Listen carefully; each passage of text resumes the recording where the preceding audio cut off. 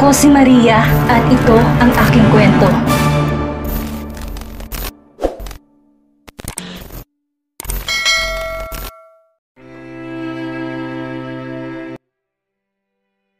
Ana Sofia POV.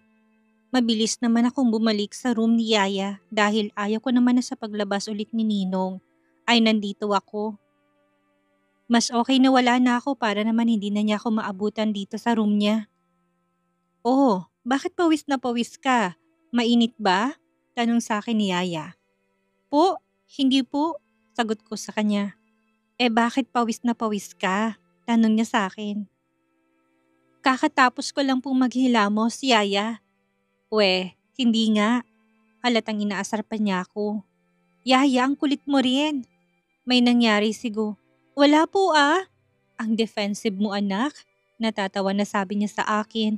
Kaya naman ako itong napanguso na lang sa narinig ko mula sa kanya. Hindi na ako nagsalita.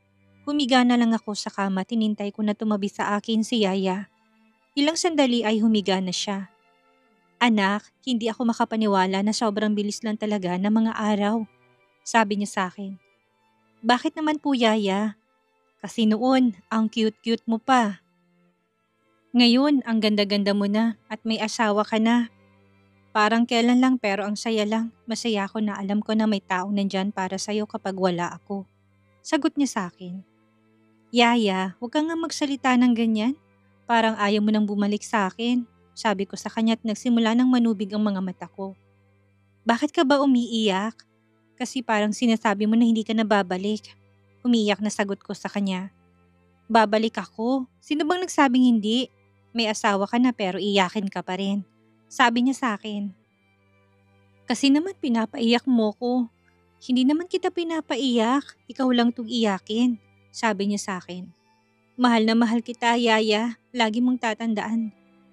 Pero kung dumating ang araw na mas gusto mo na sa inyo, ay buong puso kong tatanggapin dahil maraming taon nang kinuha ko sa'yo. Alam ko na may choice ka noon na iwan ako pero mas pinili mo na manatili sa tabi ko. At sobrang nagpapasalamat ako sa lahat ng yon, Yaya. Sabi ko sa kanya. Hindi siya nagsasalita, nakatingin lang siya sa akin at umiiyak siya. Niyakap niya ako ng sobrang higpit kaya sobrang umiiyak ako. Ayaw ko man na mawala siya sa tabi ko. Pero hindi ko naman pwedeng pigilan ang pag-alis niya. Dahil sa loob ng maraming taon ay umikot ang buhay niya sa akin. Naging tunay ko siyang ina, naging karamay at kasama ko palagi. Kaya panahon na para ibigay ko na rin sa kanya ang kalayaan na pumili. Ayaw kong umikot ang buhay niya sa akin. Mahal na mahal din kita anak ko. Walang magbabago sa pagmamahal ko sa'yo. Kapag may problema ka ay tumawag ka lang sa akin. Makikinig ako palagi sa'yo, sabi niya sa akin. Salamat po, sabi ko sa kanya habang umiiyak pa rin ako. Huwag kang umiyak, dapat maging matapang ka na, maging matatag ang loob, at isa pa subukan mong maging masaya. Alam ko na maraming pinagdaanan mo, pero walang dahilan para malungkot ka. Dapat ay maging masaya ka, lalo na ngayon na may asawa ka na. Pero mag-asawa lang naman po kami sa papel, sabi ko sa kanya. Kahit na, bigyan mo sana siya ng chance. Sa tingin ko naman hindi lang ganun ang tingin niya sa'yo. Sa tingin ko ay asawa talagang tingin niya sa'yo. Ayaw ko pong umasa, Yaya. Alam ko, pero pwede ka namang maging tunay niyang asawa. Sabi niya sa akin kaya napangiti ako. Susubukan ko po, Yaya, sabi ko sa kanya. Wala akong ibang gusto kundi ang maging masaya ka, anak. Gusto ko rin po na maging masaya, Yaya. Sabi ko sa kanya. Niyakap ko ulit siya at pumikit na ako dahil inaantok na ako. Matulog na tayo dahil may pasok ka pa bukas sa trabaho mo. Sabi niya sa akin. Good night po, Yaya. Good night, anak ko. Naririnig ko ang boses ni Yaya na ginigising ako kaya naman kahit pa inaantok ako'y minulat ko ng mga mata ko. Bumangon na rin agad ako para lumapit sa room namin ni Ninong dahil kailangan ko ng maligo. May pasok na kasi ulit ako sa trabaho ko. Pagpasok ko sa room namin ay nakahiga pa rin si Ninong sa kama niya at mahimbing pang tulog niya. Pumasok na ako sa loob ng banyo kahit pa inaantok pa ako. Kailangan ko na kasing maligo. Habang naliligo ako'y nagulat ako dahil bigla na lang bumukas ang pintuan. Bastos! Sigaw ko kay Ninong at mabilis ko siyang binato ng shampoo. Halatang nagulat din siya dahil nakatulala lang siya sa akin kahit pa binato ko na siya. "Ninong, ano ba?" Sigaw ko sa kanya at doon pa lang siya natauhan. Kaya nagmamadali siyang lumabas sa banyo. Ako naman tong hindi alam kung paano pa ba ako lalabas dito. Hindi ko nga alam kung may mukha pa ba akong maiharap sa kanya. Pero ayaw ko naman na dito na lang ako sa banyo dahil may pasok pa ako. Nawala talaga sa isip ko na ilak ang pintuan kanina. Lumabas ako at nakabihis na ako ng uniform ko. Nakaupo naman siya sa kama pero hindi ko siya pinansin. Ginawa ko na lang ang dapat kong gawin. Tumayo naman siya at pumasok siya sa loob ng banyo. Natapos na lang akong mag-ayos ng sarili na sa loob pa rin siya ng banyo. Magpapaalam pa ba ako sa kanya o hindi na? Tanong ko bigla sa sarili ko pero mas pinili ko na hindi na lang kaya humakbang na ako para lumabas sa room namin. "Hindi ka naman lang ba magpapaalam na aalis ka na?" Tanong niya sa akin. "Aalis na po ako," paalam ko sa kanya. "Ihahatid na kita," sabi niya sa akin. "Pero po, ihahatid kita," sabi niya kaya bumaba na lang ako. Doon ko na lang siya hihintayin. Ni hindi ako lumingon sa kanya dahil ayaw ko na makita ang katawan niya. My gosh! Alam ko na nakabalandra na naman ang abs niya sa akin. "Anak, maaga pa para pagpawisan ka." Pangaasar sa akin ni Yaya kaya bigla na lang akong sumimangot. Kung alam ko lang na hindi pala madaling magkaroon ng asawa, hindi na sana ako nag-asawa, Yaya. Sabi ko sa kanya pero bigla na lang siyang tumawa ng malakas. "Panindigan mo. Ginusto mo eh." Pangaasar niya sa akin. Itong Yaya ko talaga? Ang buong akala ko may kakampi ako pero mali ako dahil siya pa ang unang nangaasar sa akin. Aalis na lang siya, inaasar pa rin niya ako. "Yaya, ingat ka po sa biyahe. Tumawag ka kagad kapag nakarating ka na sa inyo." Sabi ko sa kanya. "Tatawag agad ako, anak." Nakangiti na sabi niya at niyakap niya ako. Niyakap ko rin siya ng mahigpit. Pinipigilan ko mga luha ko dahil papasok pa ako sa trabaho at ayaw ko naman na mugto ang mga mata ko. Ayaw ko rin naman na umiyak na naman si Yaya. Nag-iyakan na kami kagabi tapos ngayon ulit. "Kumain ka na muna ng breakfast, anak." "Sa school na lang po, Yaya. Kumain na muna tayo bago umalis." Seryosong sabi ni Ninong. "Pero kasi hindi ka aalis nang hindi ka kumakain." Sabi niya at nauna na siyang pumasok sa loob ng dining area. Ako naman itong sumunod na lang. Tinutulak rin kasi ako ni Yaya. Umupo na agad ako at kumain na ako. Kasi naman nagmamadali na ako. Ayaw ko kasing malate. "Dahan-dahan lang baka mabulunan ka," sabi sa akin ni Ninong. "Baka po kasi malate ako." Sagot ko sa kanya. "Ihahatid kita kaya huwag kang mag-alala," sabi niya sa akin. "Baka po kasi traffic at kumain ka na lang. Dahan-dahan lang," sabi niya sa akin. Hindi na lang ako nagsalita at kumain na ako. Alam ko kasi na ipipilit pa rin naman niya ang gusto niya. After namin kumain ay lumabas na kami. Ang buong akala ko yung sasakyan ang gagamitin namin pero hindi pala. Motorsiklo pala niya. "Diyan po ba tayo sasakay?" Tanong ko sa kanya. "Yeah, sabi mo ayaw mong malate," sabi niya sa akin.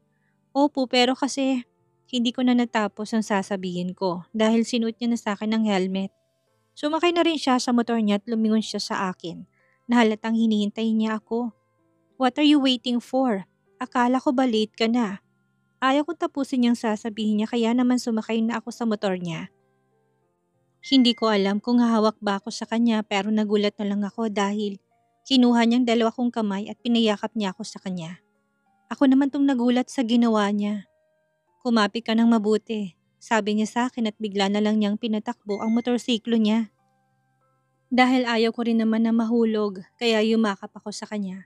Wala sa daan ang atensyon ko kung hindi sa matigas niyang abs. My gosh, itong mga pandesal niya talaga. Hindi ko tuloy alam kung ano ba itong nangyayari sa akin.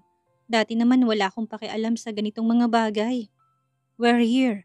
Sabi niya kaya naman saka ko na lang namalayan na nakarating na pala kami dito sa school na pinagtatrabahuhan ko.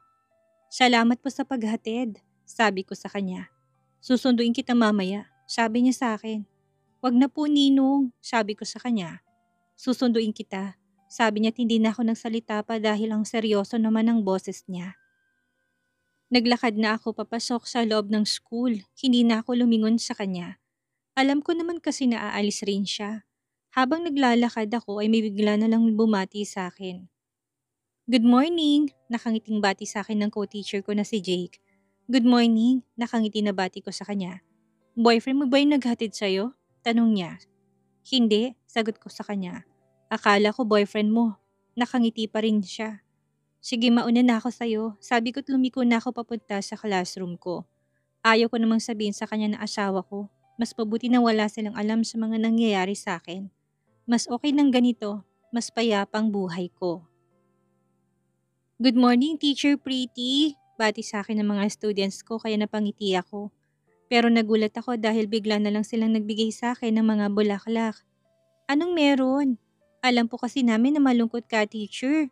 Sabi po kasi sa amin ni Teacher Z na matay daw po yung daddy mo. Sabi ng isa sa mga students ko. Kaya napaiyak ako sa ginawa nilang ito. Hindi ko lang talaga inasahan na gagawin nila ito. Thank you sa inyong lahat. Salamat sa mga flowers. Okay na si teacher, sabi ko sa kanila. Tumayo sila at niyakap nila ako kaya mas lalo akong umiyak. Sobrang natouch ako sa ginawa nila. Ramdam ko na nag-aalala sila sa akin. Masaya ako na may mga taong ganito sa akin. Mga anak, tama ng MMK natin. Magsimula na tayo kaya bumalik na kayo sa mga upuan nyo. Sabi ko sa kanila. Okay po, teacher. Sagot nila sa akin at mabilis na bumalik sa mga upuan nila. Inayos ko naman ang mga binigay nila sa akin. Nagsimula na ako magtrabaho. Masaya ako dahil energetic talaga ng mga students ko.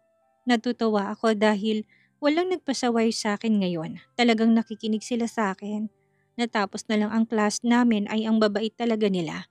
Bye, teacher! Bye! Nakangiti akong kumuway sa kanila. Tulad ng lagi kong ginagawa, naglilinis na muna ako ng classroom bago ako umuwi. Para naman bukas malinis ang classroom kapag pumasok sila. Ang ninong mo, hinihintay ka. Nakangiti na sabi sa akin ng co-teacher ko. Nasaan siya? Kausap niyang principal natin. Sagot niya sa akin. Hayaan mo na lang siya. Sabihin mo nga sa akin ng totoo, ninong mo ba talaga siya? Tanong niya sa akin. Oo, ninong ko. Hindi mo boyfriend? Tanong niya sa akin. Nagtanong ka tapos ngayon na sinagot kita, hindi ka naman naniniwala. Sabi ko sa kanya. Kasi naman ang bata naman niya para maging ninong mo. Ang gwapo niya. Hindi lang basta gwapo ko, hindi sobrang gwapo niya. Sobrang hot niya talaga. Crush na crush ko na nga siya eh. Sabi niya sa akin kaya nagulat ako. Crush mo siya? Don't tell me na hindi ka malang nakakaramdam ng crush. Tao ka pa ba? Normal pa naman ako. Hindi ka normal. Dapat nagkakaroon ka rin ng paghanga sa isang lalaki. Maliban na lang kung balak mong tumandang virgin. Sabi niya sa akin, dahil sa sinabi niya ay naalala ko na naman ang biglang nangyari kaninang umaga. Nahihiya ako dahil nakita na ng ninong kong katawan ko. Pero nagtataka lang ako talaga dahil parang baliwala lang sa kanya nakita niya. O baka naman marami na siyang nakitang katawan kaya normal na lang sa kanya na makitang katawan ko. Sad ko bigla sa sarili ko. Bigla siyang tumingin sa amin at ngumiti siya kaya bigla na lang akong kinabahan. Hindi ko alam pero bigla na lang bumilis ang heartbeat ko habang nakatingin ako sa kanya. Mas lalong lumakas dahil naglalakad na siya papunta sa akin. Tapos ka na ba sa ginagawa mo? Tanong niya sa akin. Malapit na po, sagot ko sa kanya. Tulungan na kita. Wag na ninong, ako na lang. Tutulungan na lang kita. Sabing bigla ng principal namin kaya nagulat ako. Nako sir, ako na po, malapit na po akong matapos. Nakangiti na sabi ko sa kanya. Nang tumingin naman ako kay Ninong ay nagulat ako dahil nakakunot ang noo niya na para bang naiinis siya. Hindi ko na lang siya pinansin at bumalik na lang ako sa ginagawa ko. Kahit pa sabihin ko na wag silang tumulong ay tinulungan pa rin nila ako. Ako naman tong nahihiya, ayaw ko kasi na maging dahilan to ng chismis dito sa trabaho ko. Kakausapin ko na lang mamaya si Ninong para naman hindi na ito maulit pa. Nahihiya kasi ako. Nahihiya ako na maging laman ng usapan dito. Lalo na single itong principal namin. Sir, mauna na po ako. Paalam ko sa principal. Ingat ka. Nakangiti na sabi niya sa akin pero nagulat ako dahil bigla na lang akong hinila ni Ninong palayo sa principal namin. Nang makarating na kami sa motor niya, ay sinuot niya sa akin ng helmet. Nakakunot pa rin ang noo niya ngayon at nakasimangot na siya. Ano naman kaya ang problema niya? May ginawa ba ako na dahilan para magalit siya? Napapatanong na lang talaga ako sa sarili ko dahil kahit ako'y nagtataka rin talaga kung bakit siya nakasimangot.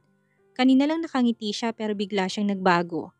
Sumampa na ako sa motor niya, nahiya akong kumapit sa kanya pero siya na mismo ang naglagay ng kamay ko sa bewang niya. Kaya naman kumapit na lang ako, ang bango niya talaga. Kung mabango siya kaninang umaga, mabango pa rin siya ngayon. Medyo nahiya tuloy ako dahil ako amoy pawis. Hindi naman ako sobrang pinawisan pero alam ko na hindi na ako fresh. Habang nasa daan kami ay napansin ko na hindi ito ang daan pa uwi. Gusto kong magtanong pero hindi ko na lang ginawa. Maaga pa naman kaya sure ako na nakaabot pa kami dito bago mag-dinner. Ninong, sa bahay niyo tayo mag-dinner ha? Sabi ko sa kanya dahil baka bigla na naman kami kumain sa labas. Why? Kasi nangako kay Tin, sabi kami laging uwi ng dinner. Sagot ko sa kanya.